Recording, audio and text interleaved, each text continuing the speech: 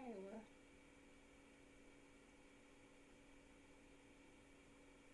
I'm assuming we are live, but I'm not 100% sure, so we give this a second to see where I'm actually coming in at, because I don't see it on here.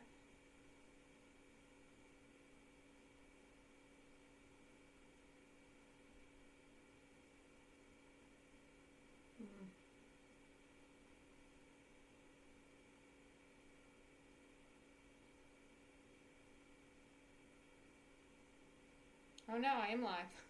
I take that back. Hold on.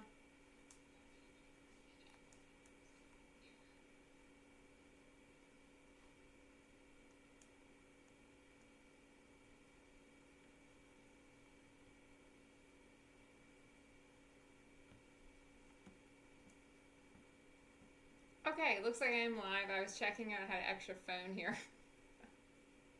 I was checking it to make sure. So it looks like we are okay. So, all right.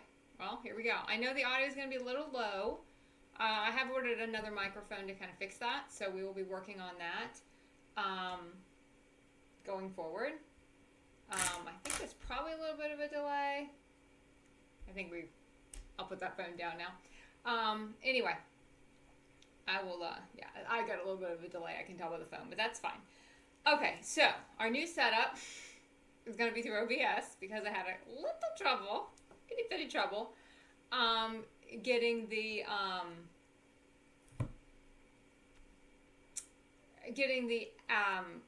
going through the app. I kept dropping my lives after I'd do them, and I don't know if that's just an issue with the app, or I think I did it twice and it happened both times, so I do kind of feel like it's an issue with the app.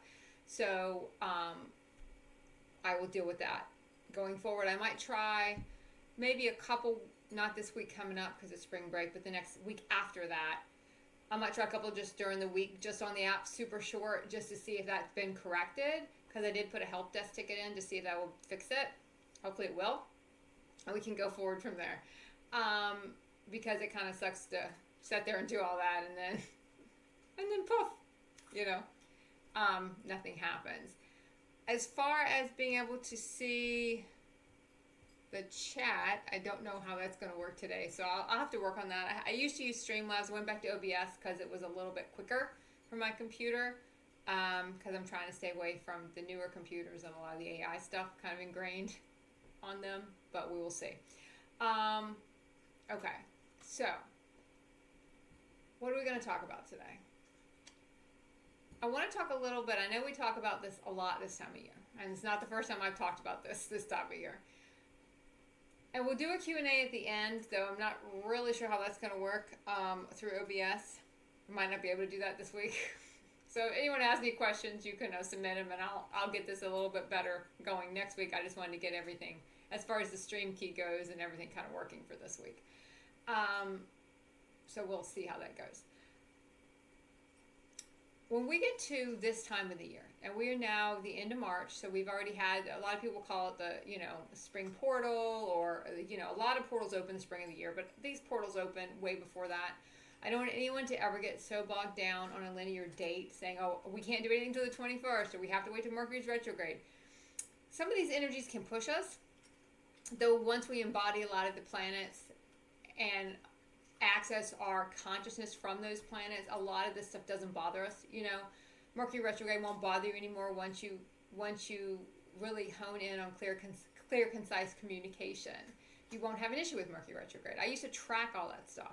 I don't track any of that stuff anymore. I haven't tracked any of that stuff in so long, because it's just not. I'm just checking my stream. I'm so gun shy now with my streams. Everything looks fine. Okay. We can get really kind of bogged down on it. And astrology is a huge gateway for a lot of people, so do not want to minimize any of that, because it was a huge gateway for me. Some people just come in and they're really into astrology. I never was super into astrology, but when I came into it, I did get into it a little bit. And you start to kind of almost overcommit to it. You know, like, oh, I can't do anything because Mercury's in retrograde, or oh my God, numerology's not good today, or this is happening, or the energies are not great for me to support me in this and that. And we kind of flip and flop around a lot on that. You know, we start to flip and flop around a lot on how we function through a lot of these events, okay? Now, we function through a lot of these events, and we try to take our linear mind and kind of put it in those events, you know, like whatever's going on with astrology. Don't get too bogged down and get caught up in it. Like I said, you're going to go one extreme where you pay no attention to it till you overcompensate and pay too much attention to it. But what it is activating that consciousness. So I want you to think of everything you kind of get overcommitted to. It doesn't matter what it is. It's activating a consciousness. It's activating a, it's activating a, what's the word I want to, it's unlocking. It's unlocking something within you to remember. But you get to a point where you don't want to dig so deep into these things that you become locked into it and you won't let the rest of the organic growth continue because you're so locked into this and astrology and numerology and even human design to a point, because I do think human design is pivotal. I know I've dabbled in it. I have a friend who does it quite a bit, so I've seen it a little bit. I don't get too far into it. Some people are really into it because I do think that is a human template and you do overwrite that eventually. So I think a lot of this stuff is good to kind of for you to springboard off of, but I don't want anyone to get so bogged down on it that they kind of forget that that's what this stuff is. All these things are there to help you springboard. They're not your landing spot, okay? And when we make anything our landing spot, we now stifle what comes next. Because our landing spot is another springboard to something else. You're not going to sit still. I think I wrote about that. Our soul does not sit still. You know, our soul's not capable of sitting still. Our soul has to continue to move. It's not going to be able to sit around all the time. It's always going to be wanting to move and move and move and move, and that's just what it's going to do. And that's all right. Well, even all right's not even a great word there. That's what it's supposed to do. Now, when we sit here and we try to make it forever and make it not want to move, and our human gets comfortable and we doesn't want to move around and do stuff, that's when our universe starts throwing us a lot of curveballs, you know. People exit our life suddenly, or all of a sudden things we enjoyed we don't enjoy anymore, and people double down on certain things, saying if they had more money it would make a difference, or if they had more of this it would make a difference. And you see all the time people who have unlimited almost resources and they're still not happy. They're still struggling trying to get to that next level, you know, and next level in consciousness to get kind of beyond all that stuff. And so it doesn't really matter what we have externally. It's the internal journey and the internal attention we give to that, our internal journey, and not getting focused on all the outside stuff. I taped a couple videos this week because I had so many issues with my lives that one of the ones I'm going to release probably in a couple of days, because I don't know when I'll be able to do a live again, probably later next week, maybe next Saturday. I might have company coming, so we'll have to see. That we kind of can get very bogged down on, you know, where we are and not really appreciate kind of where other people are too. And that everyone is in a different place. And the way I might say something, someone else might look at that and go, I don't really like the way she said that, but this other person, I do like the way they say that. Everyone kind of says the same thing, but you can tell by some of the wording that people are kind of indifferent. The wording to me always gives away the consciousness the person's setting at because of the words they choose to use.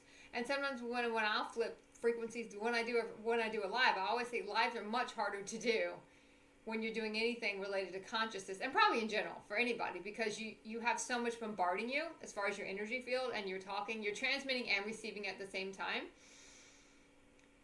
which a lot of people say you can't do. I think we always are doing it, but when you get to ascension, you start to be able to transmit and receive simultaneously.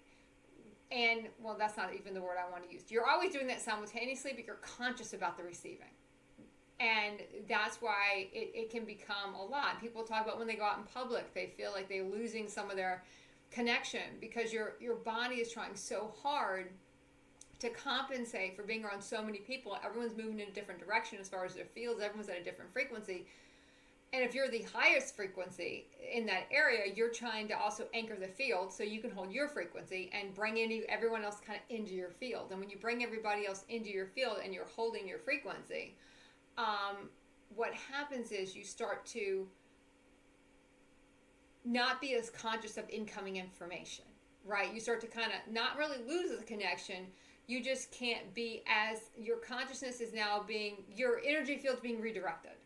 It's being redirected so you can pull more from within, right? So it's getting redirected. And the minute it gets redirected, now you don't have everything kind of going out and bringing all the information in anymore. It's kind of redirected to just spin and get everything aligned in the space you're at. So it's not uncommon to be out and all of a sudden you're like, oh, I don't notice anything. I don't feel anything. I don't see anything.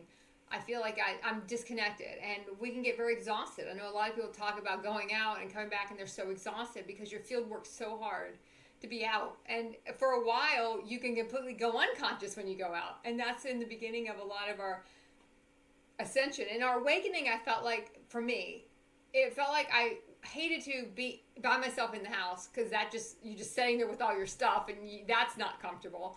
So you go outside to distract or just get in the sun or be around people, but you don't really feel comfortable there anymore either because you're kind of in the world but outside of it. And I know that's a very used line and it's been used in probably every movie trope available. I'm in the world but not of the world, and you kind of feel disconnected, and that's not good anymore either. Let me just go to Banana Republic and maybe I'll buy a t-shirt and that'll make me feel better, because those are the things we used to do before we were in our human consciousness. We would go out and try to find stuff to do to make ourselves feel better, right? I'm going to go here. Let me go do this. I'm going to distract myself. But we're not able to distract ourselves. We're not able to do it anymore because we know that's what it is. Once you know something is a distraction, it loses the ability to distract you. You just don't have it anymore because you're like, oh, that's just a distraction. Okay. Well, that's not very fun, is it? I don't want to be, what's going on? So the minute we lose that, and the minute we lose our ability to distract ourselves, then what's happening is we start to lose our ability in general to, what's the wording I want to use here? It no longer has the purpose that it served before. And it, not only a distraction, it was an activator. It might have been an activator for human consciousness. That's why it loses its potency over us in a sense. It loses its power over us because it was feeding something else that we no longer want to feed. Or we've kind of fed it to death and we realize it's a bottomless pit. Our human consciousness, our ego, it is a bottomless pit. You can feed it forever. It is a bottomless pit. It cannot, it can't sustain anything, right? So all these things that used to distract us, we kind of go out there, we're like, oh, I'm going to get distracted by this or distracted by that. And it doesn't work because we're trying to distract our human, and our human's no longer in control. It's kind of it's kind of at a battle right now in our awakening of which one's going to get the upper hand. So we end up just kind of coasting for a while in a sense, where we don't feel comfortable in either way. And a good time to explore that. And this is not so much about awakening and ascension, but if you want to look back in your human consciousness era, and a lot of it has to do with how much we're shifting. And that's why it all feels uncomfortable. We don't feel like we belong in either world for a while. The human consciousness doesn't help us, but we don't have enough internal light. We haven't activated enough to sustain in the higher consciousness realm. So we're kind of without a country in a sense. We're kind of out there like, I don't know where I belong. A lot of people call it fourth dimension. I don't even know if we've even landed in the fourth dimension at that point. I guess we probably are because it's such a huge resting point when you're kind of not in the fifth, but not in the third. You're kind of in the fourth, but you're at the very beginning of the fourth. I would call that the very beginning of the fourth. Like if it was a new decade, you'd be like in 1980 or 1990. You're just on the cusp of it. You're just tipping a toe into fourth dimensional. Or you can kind of see the fifth, and you might have moments of feeling the fifth. You might have to be activated to that consciousness with children, with puppies, with whatever, kittens or anything that kind of gets you going with it. But you don't really understand it, and you more feel like an alien out of body in a sense. And it goes into our alien galactic, and we start to activate that, so we kind of start to feel that way, like I'm on the wrong planet. I just don't feel comfortable with any of these people. These people are just, and you notice it too. there's a couple I can cite in human consciousness that kind of can bring this home. And it's one, if you experience a traumatic event, your human experiences a traumatic event, a sudden death, something traumatic to our human. I want to always say to our human, because our soul, these are not traumatic events. These are events who push us forward to clear in our body, right? They're not traumatic. They're not traumatic to our soul at all, but to our human they are. And when these things happen and you turn around and you see life go on for everybody else but you, in a sense, you feel frozen. And I can remember this happening because I had back in when I was in college, because I had a parent had to have an accident and get very, very ill, and I can remember feeling that, just like, I don't fit here. I don't want to be by my. It's kind of because we shift so much internal to clear that we don't even realize at that point when we're in our human consciousness, that's what we're doing. But these are kind of the moments that it's kind of what it feels like, because you're almost in like a pocket of it, but it maybe not be time yet for your full awakening. So, that moment passes and you go back. You kind of go back and assimilate with the world around you, and it doesn't last forever. But those are these pockets you will hit in your human consciousness that kind of gives you an idea what it feels like to feel like you don't care about what you used to care about. None of that stuff matters anymore. You feel alienated from all these people around you who are laughing and joking and running down the halls, and you're just like, I'm so sad. I can't, because you're just so much in your own clearing and in your own stuff at that point. And it just kind of pushes us forward, but it also pushes us away from a lot of the stuff we used to really be into. So, and that's a great example of, even in our human consciousness, we hit pockets of that stuff, but we're not in our full awakening yet. And for some people, that might precursor the full awakening. It did not for me.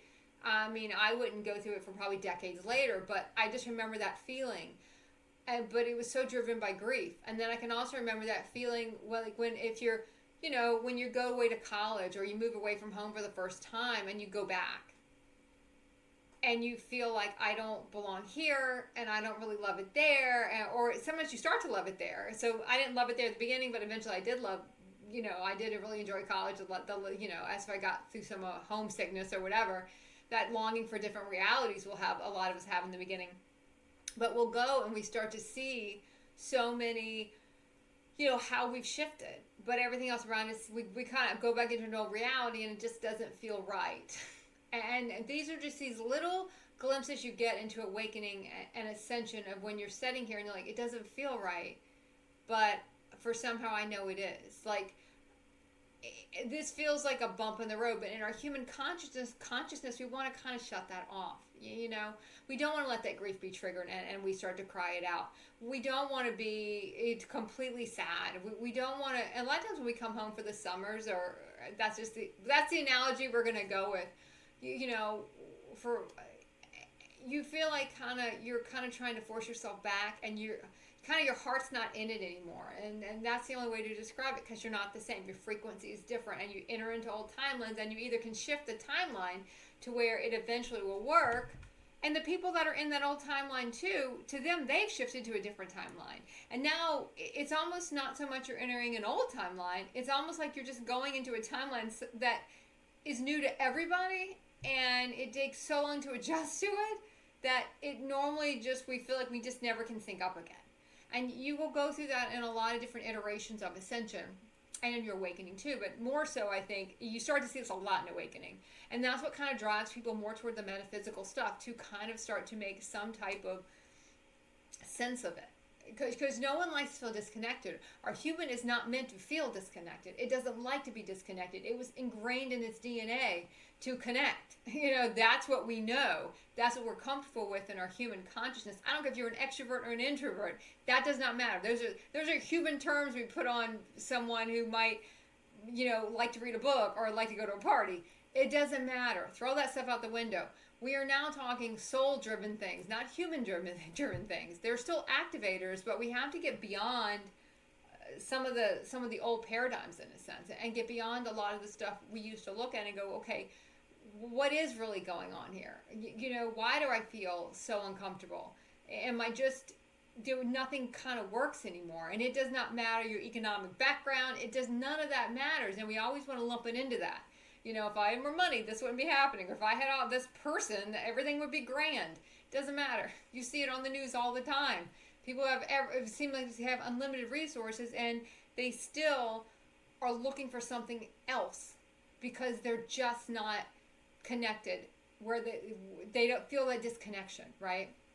So they put themselves in these situations to connect to the universe, trying to push them forward, just like our universe is trying to push us forward. And all these human moments we experience that kind of was pushing us forward, pushing us to something else. It was also a very strong precursor to pushing us toward being able to really see what was going on. It was almost like, it's really kind of, I guess you can call it deja vu, but it's almost like the reverse of deja vu in a sense, right? It's that sense of, I'm just not, it just feels familiar, but it's not a comfortable familiar. It's like, oh, I don't like the way it feels. I don't like to go in. We don't like to go internal. We don't want to do that. Like I said, it doesn't matter what. If you're an introvert, does not mean you want to go internal. It just means you don't want to be bothered with a lot of chatter. You don't want to have a lot of people around you. It doesn't mean much beyond that. And sometimes that can also be fueled by. We're still getting fueled by external sources, right? It doesn't matter if you're an introvert or an extrovert. If you're extrovert, you want to be fueled by external people, right? If you're an introvert, you want to be fueled by stimuli that's not people related. But we're still not going within, even though we're by ourselves. There's this whole thing that if you're by yourself, you're going within. You can be by yourself, but still not wanting to go and do your internal journey yet. These are different iterations of the human experience. They're not an iteration of the soul experience. It's a different type of thing. So it's just different pockets in a sense. And once we kind of realize the human experience was never really doesn't lead anywhere, we almost end up in this spot of wanting to go back. And that was the biggest thing about the Matrix movies, right? You can just go back. It's not that, and people will say that, and that's a huge consciousness activator to the simulation theory, to your own Matrix. I mean, it was huge. That came out right around the time. All those movies came out, was the end of 1990s, beginning of 2000s, to ramp people up. Because by 2012, you had to have people who had fully, even if you might have a handful of people, that had fully ascended in their body. Ascended they're fully finished with one huge leg of the journey. By having full body ascension finished by 2012. So a lot of these things that came out in 1990, the late 90s, early 2000s, and I think they tried to revisit it a couple years ago, but the moment had passed. The consciousness had passed in a sense. And you see a lot of that stuff try to get rebooted. It's not so much people don't have the interest. The consciousness has moved on, and now something else is activating people. Now something else is activating a different consciousness in the collectives. But that was a big simulation theory, big on all that kind of, it's not really real. So when you go and you start to really kind of delve into that stuff, and we realize that we can't go back. That is the fallacy of that movie. There is no pill to take to go back. You can't go back because it's so miserable. And once you know it's a distraction, it ceases to be a you can't be how can I say it? Once you know it's a distraction, you cannot be distracted by that thing. Your universe might, or your human might try to throw some other things at you to distract you. Paint them in metaphysical things like, oh, look, there's a twin flame over that way. Go over there. Look over there. They go over there and do that for a while. That'll be a complete rabbit hole of a mess. Go over there. Anyone that's read the Ascension Diaries I was putting out, and I think it's a series I'm going to continue as I go now, and updating some of the stuff that's happened in between when I stopped writing and where I am now. But right now I'm just kind of moving through some of the older stuff I wrote like 6-7 years ago. But I had talked about 4 of my twins I've had through my awakening and beginning of Ascension, and some completely unconscious to fully conscious in a sense. But they're rabbit holes. There's still a purpose to them, but they're not the highest of anything. They're still a rabbit hole. And anyone that's been through a twin theory lately or a twin flame lately knows it's a rabbit hole. It's supposed to clear our deepest stuff. It clears obsession energy. It clears sexual energy. It clears a lot of our root chakra gunk, in a sense, to get it out of our body. So our universe will steer us towards some things because we have to have them. A lot of times we have to have the twin flame experience, whether you want to call it that or not, it doesn't matter. But a lot of people, you see it like that. Now, we try to make it a human thing. It's a runner and it's a chaser and you have to do these things and take a feather and blow in it 4 times and then twirl around. And, sorry, the cat's trying to get on the computer. You have to do all these things before you can actually get your twin flame. And it's all bunk, but it's still stuff we kind of, it activates us to something besides the physical realm. It activates us to an energetic realm. All these things you went through activated you to an energetic realm. I started a thread a couple days ago with things that activated us to different levels of consciousness. Even though now I look at it and I was like, oh, I couldn't really get behind any of that stuff now. But at the time, it was huge. At the time, that was the biggest, honey, don't chew the computer, baby. The biggest stuff ever. This cat, every time she needs to tell me something important, she starts chewing on different cords. Different markers in her. She's very galactic. Cats are very galactic. Dogs, on the other hand, are very soul ingrained. But cats, very galactic. And anytime there's some pivotal change we have to make, she starts chewing through like my phone cord or when we used to have alarm clocks, she'd chew through my alarm clock. And I'd be like, oh, is it time now? I knew it was something I had to do. And when she would chew through my alarm clock cord, I was like, oh, it's time. It's game on now. We got to go. But anyway, so if you have cats, very galactic. They also very much help very linear people connect inside. They're very useful for that. Dogs serve a different purpose than cats do. So it's just kind of funny which ones people gravitate toward. And I've always been kind of a cat person. And now lately I notice I'm starting to gravitate toward dogs, which I never kind of did that before. So it's definitely a shift in some stuff I'm doing, internally. So all these things matter. It's like we kind of say they don't matter, or this, we poo-poo that or poo-poo that. Oh, that doesn't matter. That's just something's kind of around. But all of these things matter. All of these things show us something. But at the time, we don't know what we're seeing. We don't know what it's pointing to. But the twin flame experience opens us up. And that's when a lot of us get into a lot of the stuff. It's either going to be, financial, sometimes financial stuff. But to me, it's more the love stuff that gets us into the crystals. But there are people coming through now that were kind of never, because I'm going to release the video this week sometime about how our consciousness continues. It was the 3rd time I did it. I did it on 2 live streams, and no one saw them, I don't think, because they just died while transcribing, or they just never transposed at all off of the app. So I did it in a video because I did want it in my library somewhere, because I think it's important to remember our consciousness is continuing. We don't just leave one of our multidimensional existences and say, well, got to start all over. This is a game reset. No, you're still continuing. You might have locked up where you were, and it's behind lock and key, and you've got to unlock it again, but you don't start at the beginning. That's why you see so many kids now coming in, and when I say kids, you can see 20 or 30-year-olds that are way more conscious than 20 or 30-year-olds were so many decades ago, because they're just coming in more conscious. They're coming in, they just don't quite disconnect the entire way like we did. And they have more conscious parents bringing them up, so they don't quite go to sleep as much. They don't, that locked door, a lot of the locked door that consciousness is behind, they have to unlock and continue continue going on their ascension journey. It's not as padlocked because the parents aren't padlocking it as much anymore. They're letting the kids open up to more things, and the kids don't lull back to sleep the entire way. And they start to understand. You see a lot of conscious parenting and all this kind of stuff out now. They don't go back to the depths we had gone to sleep before, and the people before us had gone to sleep before. So their consciousness is picking up earlier, in a sense. Like, these kids are coming in and they don't lull back as much as we had. So yes, we had to get through 15 to 16, steel doors and with padlocks on it to get going again to where we left off in all our multi-dimensional existences. Kind of all in a big vault. You can look at it like that. And you got to get the combination and unlock it like a big escape room.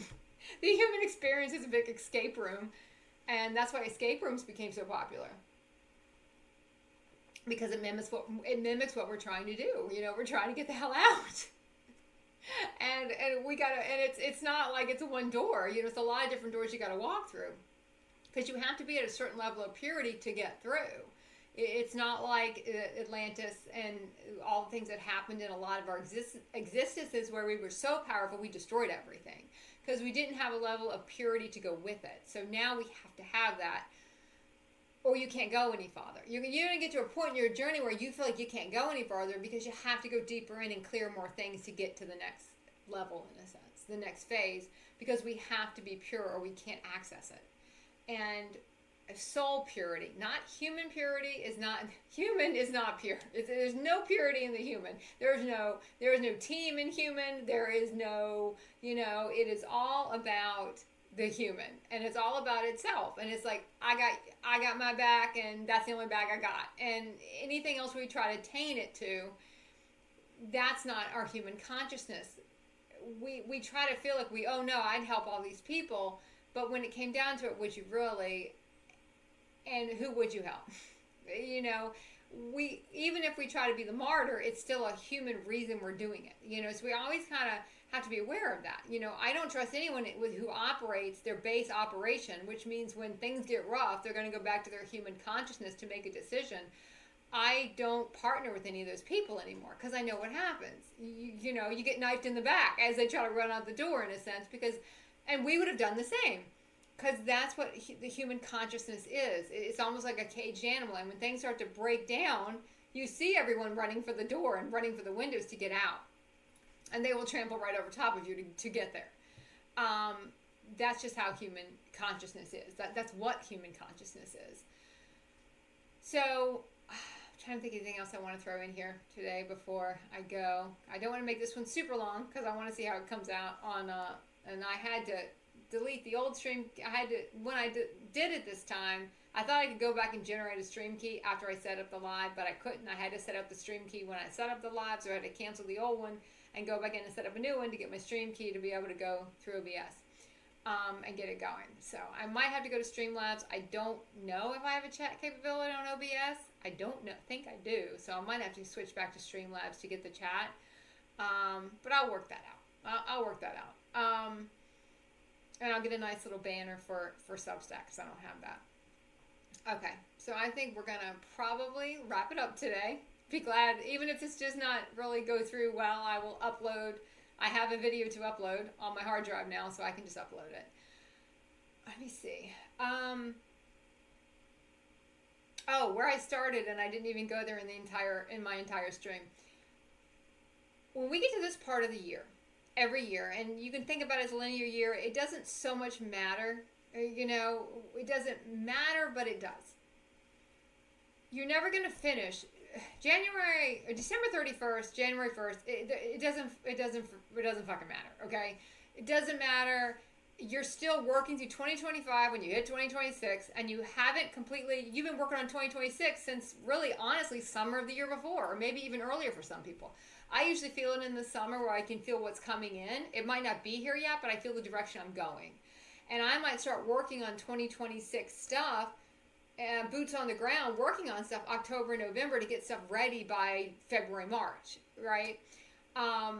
This live stream is a great example, right? Like I had to do a lot of different, and even my Substack's a great example. I had to do a lot of prep work toward the end of 2025 to get all this stuff going, so I could pretty much be rolling by now, which is now what, we're at the end of March, but now I'm trying to get everything else kind of set up to where it's a little smoother, but I got all my pieces in place, right? So that's when I call like my boots on the ground. Like 2026, I'm ingrained now.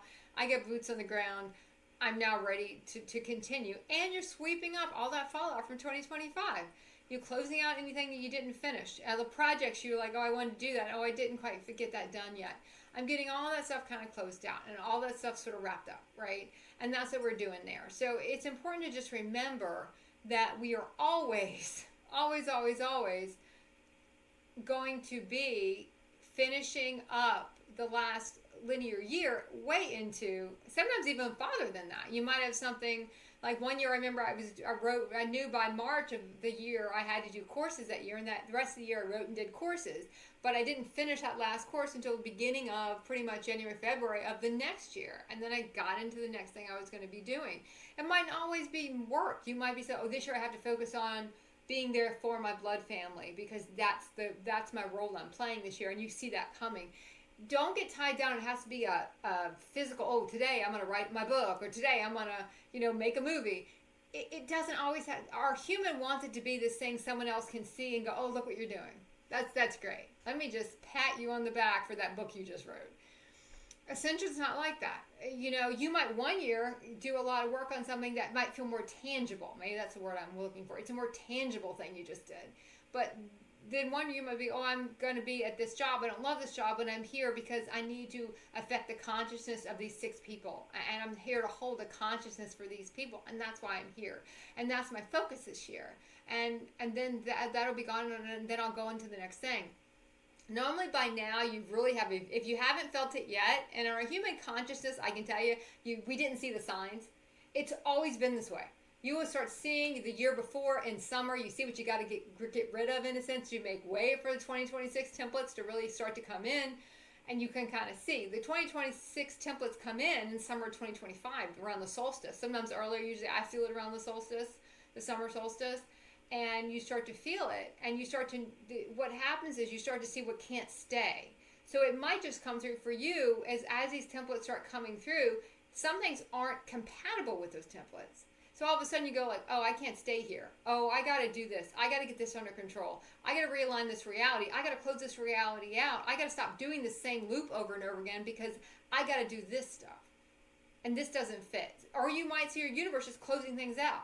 All of a sudden this ends, this is all over with.